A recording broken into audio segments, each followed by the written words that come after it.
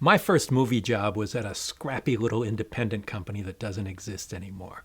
Avco Embassy Pictures hired me to do specialized publicity for science fiction and horror movies at the time.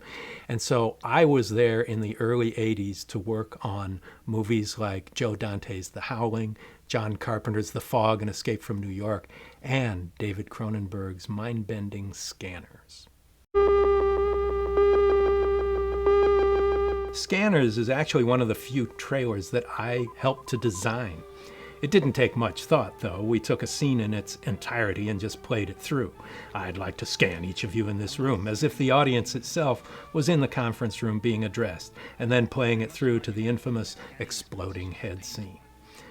Scanners was a very difficult film for Cronenberg to actually shoot. The complex Canadian financing system in place at the time required them to be shooting with only 2 weeks of pre-production before production began, requiring David to do much of the writing and rewriting in the early morning hours before shooting would begin each day.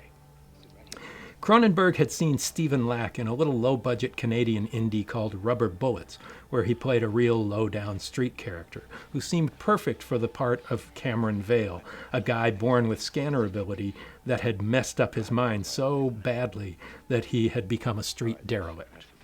It turns out that Lack's performance was something less than what everyone expected, and the producers pushed hard for Cronenberg to replace his voice with another actor. Cronenberg's compromise, however, was to re-loop all of Lack's dialogue with Lack's own voice, taking the time to work on performance together, and that's what you get in the final film. Every scene of Stephen Lack's performance has been revoiced by him. The great Dick Smith was brought in to supervise the many brilliant makeup effects, including that exploding head. The way it blew up, by the way, was having a special effects technician behind the dummy on the set shoot it with a shotgun. The first take was perfect, but they had several dummy heads and wanted to do more takes just to be sure, but an exhausted Cronenberg went to his trailer to nap, knowing he'd gotten the shot he needed. This was Cronenberg's fourth theatrical feature, but his first breakthrough box office success, and a new term referring to biological body horror was created in its wake: Cronenbergian.